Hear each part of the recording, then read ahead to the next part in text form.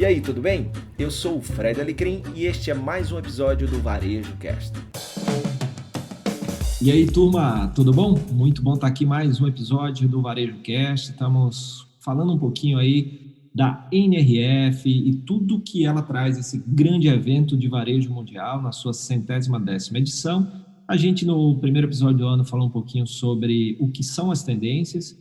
No segundo episódio, o último episódio, nós falamos um pouquinho sobre como vai ser essa NRF, se você quiser acompanhar. Se você não quiser assistir diretamente, e como eu já falei aqui nos episódios anteriores, eu e o Caio, a gente nas nossas redes vai comunicar aí como é que a gente vai fazer o compartilhamento das informações que a gente viu lá durante o evento da NRF.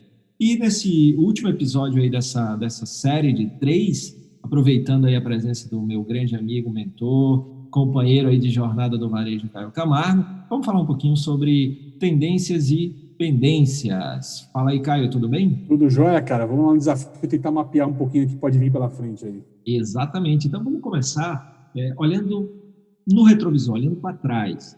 Eu dizia muito no início desse ano que passou, 2020, né, quando questionado, poxa, a pandemia acelerou o varejo para o futuro. E aí eu sempre respondi que, na verdade, acelerou o varejo para o presente, porque muitos desses varejistas, por vários motivos, aqui não estou julgando, nem fazendo um juízo de valor, cada um tem o seu motivo, suas realidades, alguns porque não podem, outros porque estão tão presos ao negócio, principalmente o pequeno varejista, né, Caio, que ele acaba fazendo tudo, o cara é caixa, o cara é gestor, ele é entregador, ele faz tudo, então muitas vezes ele não consegue se atualizar, ver o que está acontecendo, muitas vezes ele é surpreendido e tal, e também muitas vezes... E não consegue sair do olho do furacão, né, meu amigo? Aí que tá também, né? O cara entre o processo de administrar, vender, ir no banco, pagar a conta, ter a família, né, e tudo mais, o cara não consegue sair do olho do furacão para pensar de forma estratégica. Ele é 100% tático, né, cara, na conversa. Está no operacional diariamente, né? E aí, por causa disso, eu falava isso, né? Então, muita coisa era pendência, na verdade, ou seja, os negócios já deveriam, e estou falando, a gente falou aqui de pequeno, mas grandes negócios também, né? Passaram por isso. Então, muitos foram forçados a vir de um passado, ou seja, estavam presos no passado e tiveram que acelerar para poder estar no momento onde o cliente já estava, né? Já estava ali naquela pressão por novos canais, novas formas de negócio, e é isso que a gente vai ver aqui agora, né? Vamos dar uma olhadinha, então, do passado, já falamos de tendências, quais foram as tendências apresentadas nos últimos 10 anos da NRF. Então, vamos começar aí com 2010, que a gente tem redes sociais. Exatamente. O começo é legal esse papo de olhar 10 anos, Alecrim, só voltando um pouquinho, né? Que é o que a gente fala, né? Quando você vai lá, quem escutou os outros episódios, eu falei um pouco disso também, né? Quando você vai lá uma única vez na vida, né? O que você tem é uma foto, né? Pode não ser o melhor ano da NRF que você está lá, aí, de fato, mas o mais bacana de tudo é você olhar o retrospecto total disso exatamente com a questão do filme, né? Que é a evolução do varejo ao longo dos anos. Você entende o que aconteceu e dentro da história, do histórico disso, o que pode acontecer, o que tem mais chance de acontecer no futuro do varejo. E redes sociais foi o começo do boom dessa história, onde se começou a dialogar a força do Facebook, por exemplo, no meio desse contexto todo, né? Começamos aí por volta abrindo essa década de 2010 com a força das redes sociais aí, que trazendo uma nova maneira de dialogar. Eu lembro que até tinha agências de publicidade querendo derrubar o site e trabalhar só na rede social daqui para frente, o que, obviamente, foi uma estratégia totalmente errada, né, cara? Existe espaço para tudo hoje, né? Eu lembro disso, né? Bem lembrado. Não temos mais site, nosso site é nosso Facebook, né? É nossa página no Facebook. E a coisa... Diga-se de passagem, alguns pequenos ainda são assim, né? O cara não tem o site, mas tem a página do Facebook, mas aí por uma necessidade, não por uma estratégia, né? Perfeito. E aí vem uma coisa que a gente está falando, né, Caio, que é muito importante. Na hora que, em 2010, a gente está num maior evento de varejo do mundo, se fala de rede social, naquela época que a gente tinha de rede social forte mesmo, a gente já tinha o YouTube, a gente tinha o Twitter, e o Facebook, né, como você falou, eram as referências na época. E aí tem gente que via um negócio desse, aí o mais importante não é o tamanho, mas é o tamanho da sua mentalidade, né, como você critica as informações que vêm. E aí alguns foram para isso, né, então agora tudo é Facebook, tudo é Twitter, e abandonaram a outra forma.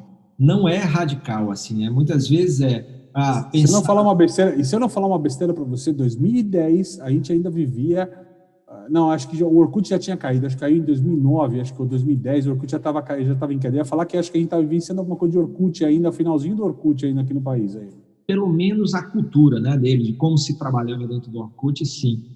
Então, você tem aquele cara que chega e diz, não, tudo agora é isso. Você tem aquele outro cara que diz, não, isso aí é coisa de menino, eu ouvi muito isso aí não, isso aí ninguém vai, por quê? Molecada, isso é coisa da molecada, não é isso para mim não. Então isso não é para negócio, não é para fazer business com isso. E tem aqueles outros caras que têm a mentalidade crítica, vem cá, o que eu tenho aí de que eu posso, né? E eu me lembro, por exemplo, que eu fiz uma palestra, né, nesse período, e um dos caras que estava na palestra, foi em Natal, né, onde eu moro, esse cara era de uma imobiliária, e aí ele teve uma ideia, que eu falando de redes sociais e tal, ele, pô, velho, eu tive uma ideia, eu falei, qual a ideia? Quero fazer o primeiro feirão via Twitter do Brasil. E a gente fez, né, e aí ele me contratou, a gente organizou. Hoje, dia 4 de janeiro de 2021, ainda é uma ideia boa e revolucionária, olha só. Olha aí.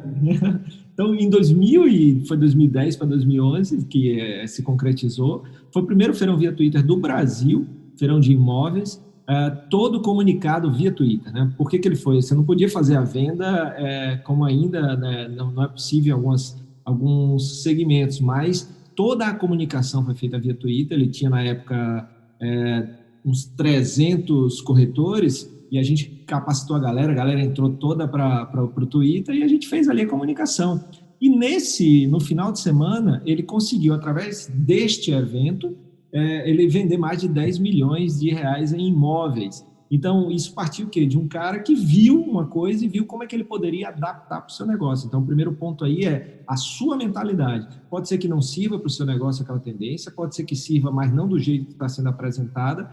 Mas a pior coisa que você pode fazer é ou ser radical, que aquela é a nova verdade, a gente vai falar sobre um outro momento que isso aconteceu um pouquinho mais na frente, ou você ser um negacionista, né? Em 2011, Caio, a gente estava lá e a temática foi loja fora da loja. A gente viu muito, por exemplo, vending machines, a gente viu muita ação para ir até o consumidor, né? Então, imagina, você está falando isso aí em 2011, né? Sim, mas esse negócio da loja dentro da loja, o store in store, já estava muito forte. Mas eu lembro que nessa época a gente já começou a discutir. Eu lembro acho que, se eu não me engano, tá? Se eu não estiver falando besteira, foi quando a própria Best Buy estava começando a falar de não vender mais o produto e começar a ser uma grande locatária de espaços com Samsung e tudo mais, tá? Com algumas marcas da época, e de ter essa visão de quase um micro shopping nessa conversa e tá vendendo a sua estrutura de marketing, o seu poder de mercado, para alocar espaço para as marcas entrar. Que a gente viu depois mais para frente isso de uma forma pequena, nós vamos entrar nessa história lá para frente, mas já tinha algum rascunho disso nessa época, né? Perfeito, já tinha sim. E tinha também todos esses movimentos para começar a atrair o consumidor fora do seu ambiente físico, né? Então, como é que eu posso levar a minha loja para fora, ou pelo menos a minha marca, para que essa ação fora de loja atraia o consumidor para dentro da loja? Em 2012, a gente teve dois conceitos aí bem fortes que puxaram aí a NRF 2012. A carteira digital, né? E o Solomon, social, local. É isso que eu ia falar, me lembra aí, porque quando eu vi aqui Solomon na nossa pauta, aqui eu falei, o que é? Salame isso aqui, cara? Não lembro. Social Solomon, Mobile. Social, local, mobile. Ou mobile, como o pessoal fala, né? Exatamente. Então, vê que o digital chegou no mundo das tendências em 2012, né, cara? Diga-se de passagem que as grandes revoluções, principalmente da Apple, a Apple estava, assim, horrores nessa época como a grande empresa de tecnologia, né? Começou por volta de 2010 essa conversa, o lançamento do iPad, do iPhone e tudo mais. Começou a partir dali, né, cara, essa conversa. Em 2012, essa questão de ser mobile pegou muito forte por conta disso também do smartphone, né, cara? Sim, a gente começou a ver, por exemplo, nas lojas, os vendedores ou atendentes com os POS nos seus iPhones, né? Então, ali era também aquela questão que começou a acontecer, né? Um pouquinho, até isso virou mais tendência mais forte em 2015. A questão aqui também do social, local e móvel aquela questão que você tinha, por exemplo, as redes sociais, né, atuando bastante, Aí você tinha o local, porque tinha uma rede social na época muito forte, que é o Foursquare, não sei se você lembra, que tinha toda essa questão de Lembro. geolocalização e Onde tal. está o Foursquare agora, né, cara? Exatamente. E, além disso, tinha também, se eu não me engano, cara, foi em 2012 que teve aquele rebrand da Duane Reade, daquela farmácia Duane Reade, quando ela foi adquirida pela Walgreens. E aí, Acho que foi 13. foi 13? Acho que foi 13 ou 14, alguma coisa assim, que How do I look, what do I Isso, feel, alguma coisa assim, né? O que que eu sinto, o que que eu quero agora, alguma coisa assim, né? As 3 fases, isso, né? isso. Mas aí, pegando isso, é interessante, né? Porque a tendência foi em 2012. O caso foi apresentado em 2013 e 2014. Ou É seja, isso aí. você digere como você vai implementar aquela tendência, que no caso deles, para cada bairro, eles tinham um tipo de serviço diferenciado ali. Só para a conversa não ficar entre a gente, o pessoal do podcast entender, né? Duane Reade é uma rede de farmácias, para quem não conhece. Farmácia nos Estados Unidos, para quem não está familiarizado, vai muito além da farmácia que a gente tem aqui no Brasil. Os caras chegam a vender até comida pronta dentro da farmácia, tá? Então, para o brasileiro aqui, ela está muito mais similar ao que é uma loja de conveniência, né, do que uma farmácia. Tem o balcão, tem a questão do produto lá de receituário, tá? Mas tem uma questão de conveniência muito forte. Chega a vender brinquedo, souvenir, um monte de coisinha nesse sentido, tá bem mais amplo o leque do que aqui no Brasil. Teve até avanço dessa história. E aí, no caso, eles separaram, né, o que eu preciso de medicamento, né, how do I feel, né, que é se eu me sinto bem, How do how I do I look? look, que era a área de beleza. Eu não lembro a palavrinha que era, mas o que eu preciso hoje, alguma coisa assim. Tinha algum termo nessa história que é a conveniência, né? É o refrigerante, a batatinha, Tinha o lugar que tinha chocolate, pizza, tinha lugar que tinha sushi, né? sushi, Então, pizza, exatamente. Mas só o pessoal colocar o pessoal no contexto com a gente aqui. exato, boa, boa. Então, você tem toda essa questão de 2012. E vê como é uma linha realmente, ó, você começa com rede social, depois você vai para ações fora de loja, agora você já tem ferramentas, né, social, local e o móvel, porque começa o celular também a virar uma ferramenta muito importante aqui, como carteira digital e entre outras coisas. A gente vai para 2013 com já um efeito desses 3 anos né, que é o showroomer, né? Porque o e-commerce começa a se fortalecer e aí a Best Buy foi uma das que mais sofreu com isso, né? Aquela marca de eletrônicos que tem uma loja, uma rede muito grande, que começou a sofrer porque o cliente ia lá, usava o Wi-Fi da Best Buy e via o produto, testava o produto e comparava com a Amazon. E se era melhor ou mais barato na Amazon, que normalmente era, ele comprava na Amazon e mandava receber em casa. Esse é o Eu showroom. usava a loja como showroom, por isso que o termo é showrooming, né, cara? O cara, a loja, usar a loja no conceito de showroom. Né? Perfeito. Aí a gente pula para 2014, porque agora que a gente tem carteira digital, agora que a gente tem e-commerce, agora que a gente tem começa a aparecer a experiência como um fator que possa diferenciar, ou seja, vamos além do produto, a experiência tem que ser boa, né? Então começa a falar um pouquinho sobre isso em 2014. E aí realmente faz sentido aquilo que você falou do social local da Duane Reade, parece que é aqui, porque exatamente essa experiência que é oferecida cada vez empacotada, como foi empacotada ali pela Duane Reade na época. E você vê como são ciclos, né? E nós vamos repassar esse ciclo de novo lá na frente. Vai ser engraçado essa história quando a gente chegar um pouco mais na ponta, né?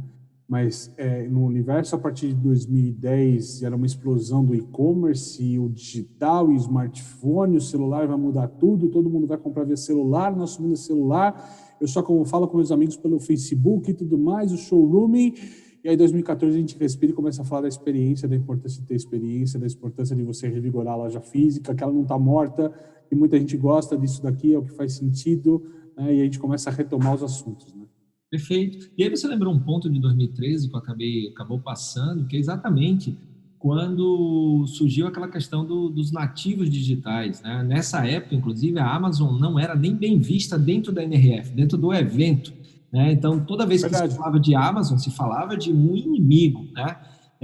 Mais ou menos como a Academia de Cinema olhou algumas coisas produzidas pela Netflix, por exemplo, agora, né? Então, assim, era um outro ambiente, um cara hostil, um extraterrestre entre a gente, assim, nessa conversa, né? Exatamente. E aí, nessa época, surgiu aquele negócio de que ou você é um pure play, que na época ligado muito ao o cara que é um nativo digital, né? O pure play é aquele negócio que navega só em uma plataforma. Então, só que esse termo estava ligado à plataforma digital. Então, os nativos digitais vão matar o negócio físico. Então, teve muita gente aí que ficou desesperado, porque a Amazon realmente estava impactando em vários negócios, principalmente os pequenos negócios, e aí muita gente achou que se você não fosse um nativo digital, você não ia ter futuro, e muitos especialistas falaram isso, inclusive. Eu escutei numa das NFs, né, um varejista conhecido de livros também, o cara falou, né, a gente falou de Amazon e o pessoal tava, o dia que a Amazon chegar aqui no Brasil, vocês vão ver, vai quebrar todo mundo e tudo mais e tal. Era o pensamento que se tinha na época, assim.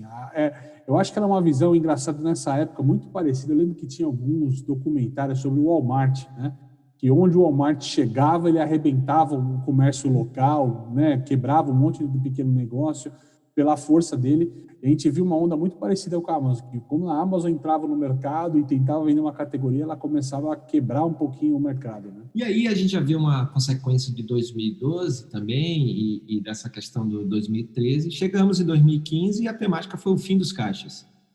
Ou seja, a gente vai ter agora formas de pagamento que você não precisa ir até o caixa.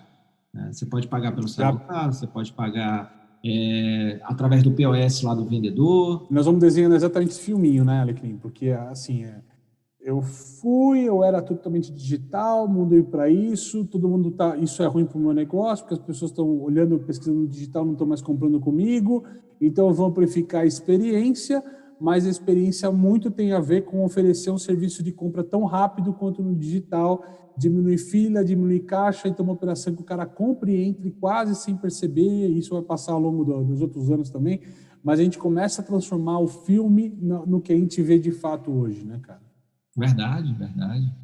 E aí a gente chega em 2016 com a junção desses mundos, ou seja, percebeu de 2013 para 2016, não, o digital não vai matar o mundo físico, você precisa ser digital e físico, e aí surge aquilo que você falou lá no início do nosso papo, o Figital, físico mais digital. Que coincidentemente em português é muito parecida a sigla, né, cara? Não sai o PH, entra o FI, dá para brincar com a mesma coisa.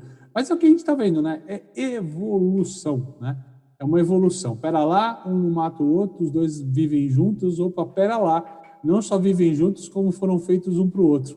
Né? E a gente começa a brincar com o negócio do digital, dessa experiência, né? Como é que eu diria? Híbrida, né? Essa é a palavra certa. Uma experiência híbrida que se nascer no digital pode ir para o físico, se nascer no físico pode ir para o digital. Que era uma conversa que veio já os termos, que a gente até perdeu essa palavrinha no meio aqui, mas o Omnichannel, né, como fez força, acho que por volta de 10 ou 11, foi por ali que ele apareceu também a primeira vez, mas aí o Phygital é uma realidade exatamente em cima dessa questão do Omnichannel, ele força um pouquinho a mão nesse Omnichannel sobre isso. É um amadurecimento, né, do conceito, né? Exato. E uma coisa interessante disso, Caio, que a gente vê é porque nesse Phygital, né, a gente vê as consequências depois, mais uma vez, você tem lá a temática e as empresas vão se adaptando e construindo na tendência que ela acredita. Por exemplo, a Amazon, que era dita como, né, que ia matar todo mundo e tal, percebeu que ela tinha que ser digital, então ela comprou o Whole Foods, abriu a Amazon Go, abriu a Amazon Books, abriu a Amazon Fresh, vários, inclusive, movimentos que a gente falou no nosso 30 na Quinta, né, nosso programa que volta em breve, todas as quintas-feiras, às 9 horas, onde a gente fala das novidades, das notícias do mundo dos negócios da semana, as principais da semana. E aí, muitas vezes no 30 na Quinta, a gente falou sobre isso, e a Amazon hoje tem mais de 500 lojas físicas, né? E no movimento oposto, seu principal concorrente, o Walmart, começou a investir, e nessa época aí o Walmart comprou a Jet.com, que era um pequeno Walmart, um pequeno Amazon, né? Uma pequena Amazon ali começando e tal, e foi o primeiro movimento no mundo digital. E hoje o Walmart vai muito bem no digital e isso ajuda o físico, né? Então uma coisa leva a outra, né? Então, ou seja, o digital te torna muito mais forte como negócio. Cara, estou olhando isso aqui no geral, esse quadro, nós vamos chegar no final dele daqui a pouco, mas eu queria só falar para a audiência para eles tentarem pensar com a gente e acompanhar com a gente esse raciocínio, né? Mas é quase como um auto-tuning, né? Uma sintonia melhor do que acontece. Se o mercado escapa para um lado e vê que não está dando certo, a tendência volta, dá uma reguladinha e volta, não, pera só, isso aqui não está legal, regula um pouco mais para cá, estourou de um outro lugar, opa, regula um pouquinho mais para cá, a gente vai regulando essa conversa, né? Perfeito, perfeito. 2017, muitas pessoas começaram a perceber, poxa, agora que eu estou com o meu consumidor no digital é muito mais possível ter algo que é valioso e que está se tornando cada vez mais valioso, dados. A gente agora vai precisar tomar decisões baseadas em dados, né? Que tipo de produto eu tenho na vitrine, que tipo de produto eu preciso ter na prateleira, o que comprar, quando comprar, que preço, para quem. E aí esses dados, aí surgiu aquela frase icônica que marcou 2017, dados são o novo petróleo. Assim como o petróleo só tem valor se for refinado, né? Então, surgiu aqui em 2017. E a partir daí começou a se falar de dados, Big Data, né? Entre outras coisas. Exato, né? O que você falou, né? Já tinha uma questão do varejo físico olhar para o digital tem uma velocidade de marketing mais, né? Um marketing mais rápido, mais eficiente, uma comunicação com o consumidor, usando os e-mails e as outros tipos de comunicações de forma mais eficiente, né? E a única forma para que o varejo físico ganhasse essa velocidade, de fato, seria se apropriando de dados, né, para começar a tocar seu negócio e tal.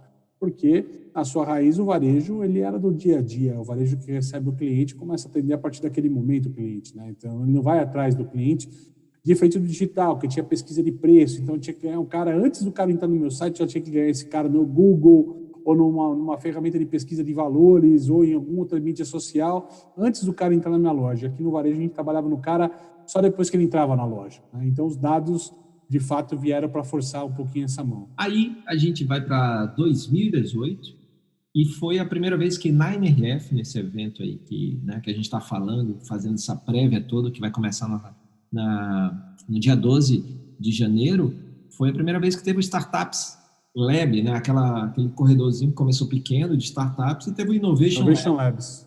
Exatamente. Então, o varejo ali começou a perceber que muito da velocidade que o varejo precisava não ia sair de dentro das suas empresas e começaram a ver essas startups, essas empresas de base tecnológica principalmente, como um meio para se associar e assim acelerar o seu crescimento em inovação. Na verdade, as startups já estavam lá em 2016, 2017, meio perdidas, né, no salão de alguma forma. E eles resolveram potencializar, criando uma área exclusiva para isso, né? 2018 foi uma primeira experiência, tinha uma coisa com um ar um pouco mais de estudante, né, de inovação, assim, bem ainda um pouquinho depois do PowerPoint, vamos colocar um ponto assim de passagem, né? Pouca coisa testada, muito ainda pilotado, mas conceitos e ideias interessantes que podiam mostrar alguma coisa, e normalmente não uma coisa que concorriam com o que já estava estabelecido em tecnologia. Então, você não via um novo sistema, de uma nova plataforma de e-commerce, não era de startup, mas era muito hardware diferente, coisas automatizadas, robotizadas, né? Que acabaram, inclusive, dando sequência para 2019, né? Exatamente. Aí você já jogou a bola de 2019, que foi automação e experiência sem atrito, né? Então, mais uma palavrinha, né? Frictionless. Exatamente, experiência sem atrito.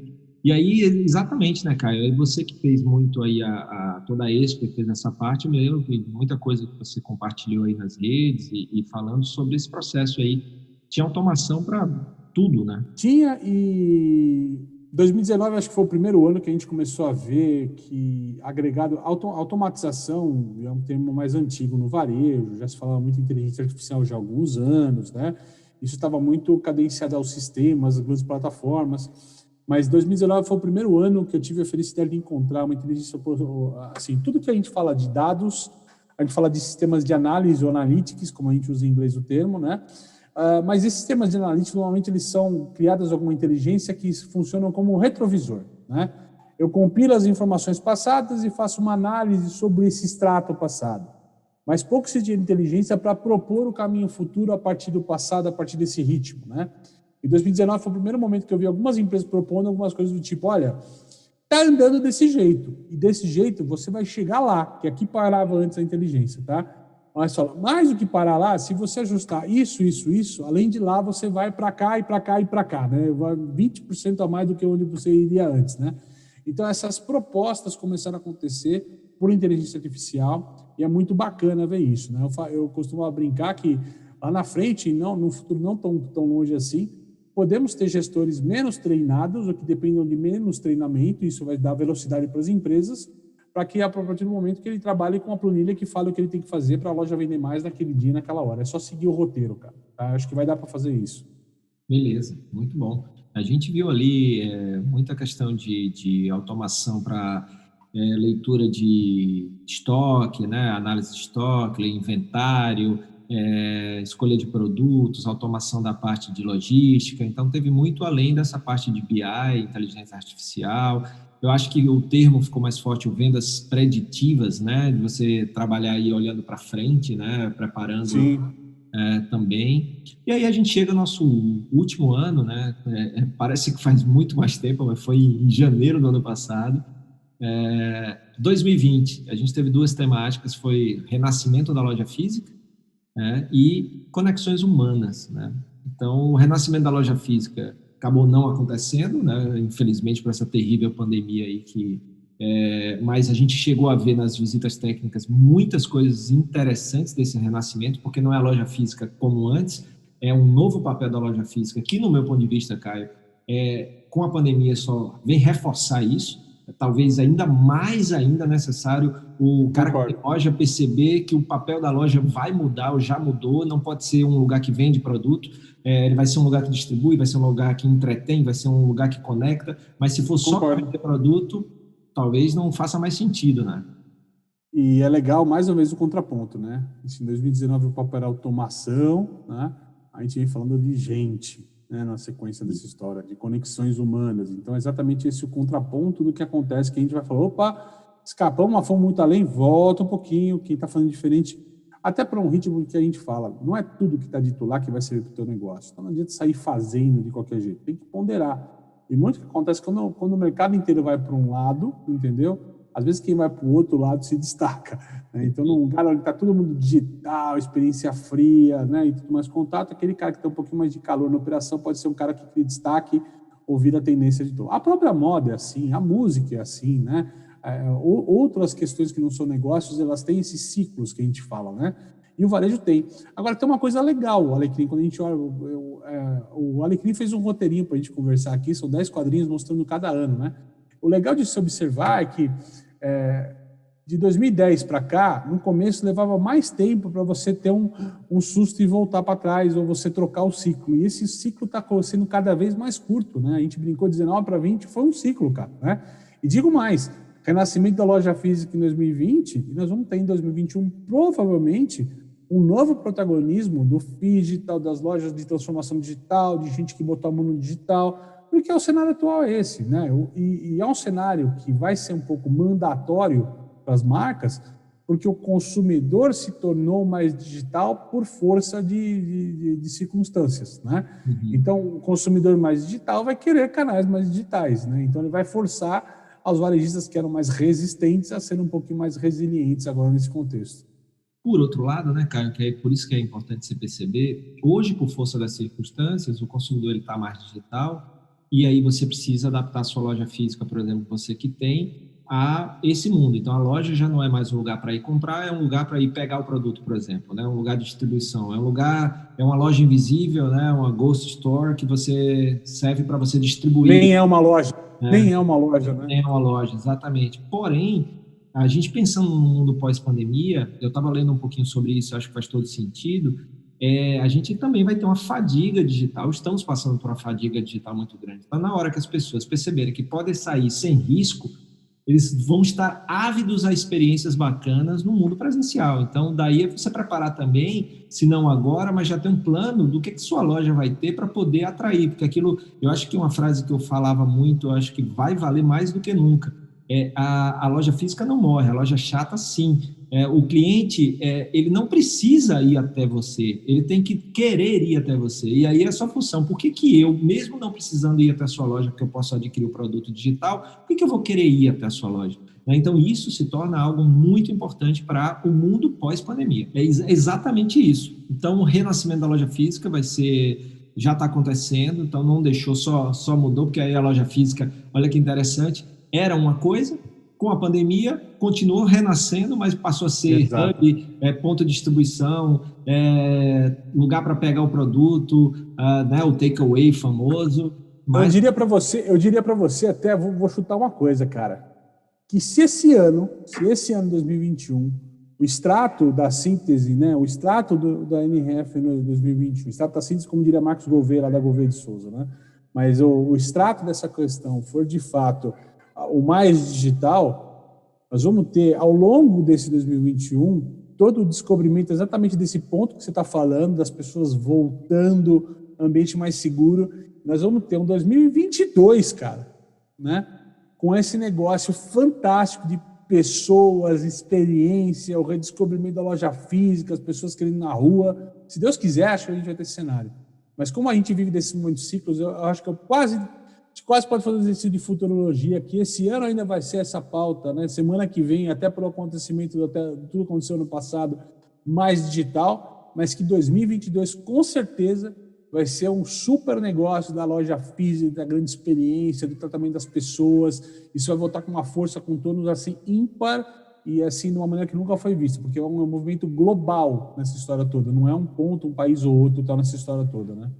Então é isso, né? Então vimos aí os últimos 10 anos das principais temáticas apresentadas nas últimas 10 edições da NRF, mostrando, e aí vale uma coisa, das várias coisas bacanas que o Caio falou, não é que essa tendência você tem que implementar no seu negócio, mas você tem que analisar criticamente. Se serve, como, não é de qualquer jeito, tem que ser adaptado ao seu negócio. Se não agora, quando? Então você já tem que preparar. Ou se não faz sentido nenhum. Então isso aí é fundamental para que você, e você que está nos ouvindo, do que a gente falou aí, tem coisa que você já deveria ter implementado, ou seja, já virou pendência, né? Então tem que ter cuidado, porque a pendência é aquilo que você deveria ter implementado, mas não implementou. E a tendência é o que vem por aí, que pode fazer sentido ou não para o seu negócio, para fazer a diferença, você continuar evoluindo e tendo os resultados que você tanto precisa. Caião, muito obrigado por esse olhar, né, sobre as tendências dos últimos anos. Foi bem difícil montar isso aí, porque eu não fui buscando minhas anotações, fui buscando. Então, se você depois quiser dar uma mergulhada para a gente melhorar ainda mais esse quadro, vai ser muito legal, porque do jeito que ele ficou aqui, você falou uma coisa muito interessante, ficou uma historinha, uma evolução que eu não tinha ainda enxergado com esse olhar. Mas é um storytelling, cara. Sentido, é um storytelling. Né, cara? Como faz sentido? Eu acho que eu nunca vi, Alecrim, esse compilado que você fez. Acho que nem a própria NRF tem esse storytelling dessa maneira que você está contando essa história, cara. Acabou agora nós contando, né? Então, nós, exatamente. Mas vamos mergulhar nisso. E valeu, espero que tenha sido útil aí para você. E se liga aí nas redes sociais do Caio, o link está aqui no descritivo, nas minhas também. E vamos continuar conversando para a gente entender essas incertezas, né? Para daqui para frente, como é que vai ser o varejo e como é que, a partir daí, essas informações você adapta para o seu negócio, porque não existem verdades, como o Caio falou, tem muito mais incertezas do que certezas, mas é muito importante você entender para onde o varejo está indo e para poder saber o que faz sentido para o seu negócio, tá? Então, o importante é aquilo que eu gosto de falar, movimento gera movimento, e o maior risco que você pode ter é ficar parado. Agora, a direção que você tem que seguir, aí vai depender do seu tipo de negócio, para onde você quer ir, que ferramentas você tem disponível, o que é viável, o que é possível fazer, o que é que gera resultado. Tá? Por isso que as informações são tão importantes.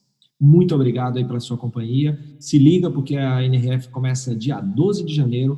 Eu aqui, o Caio nas redes dele, a gente vai ainda, estamos montando aqui como é que vai ser a nossa, se a gente vai estar junto, se a gente vai estar cada um no seu quadrado fazendo, mas o importante é que a gente vai compartilhar aqui o que a gente achar de importante aí durante a NRF 110, que a gente vai estar acompanhando mais uma vez. Caião, obrigado pela companhia, obrigado aí pelo seu conhecimento, pela sua generosidade, e a gente vai se falando, meu velho. Obrigado. Eu que agradeço, cara. Muito obrigado. É sempre um baita no prazer, cara, ter essas conversas contigo, cara. Sempre à disposição. Coisa boa. E você que está, te pedir aqui também uma coisa, você que está nos ouvindo, compartilha aí o Varejo Cast para mais gente que pode ser beneficiado com esse conteúdo que a gente vem compartilhando aqui. Lembrando que ainda esta semana voltamos com o 30 na quinta, então se liga aí que tem novidade boa aí. Forte abraço. Toda quarta, 9 da noite, 30 na quinta, perde não. Toda quinta, a gente grava de quarta, pessoal, desculpa. Toda quinta, 9 horas, não perde não no YouTube e também no podcast. Valeu, forte abraço. Valeu. Muito obrigado pela sua companhia em mais um episódio do Varejo Cast e até a próxima.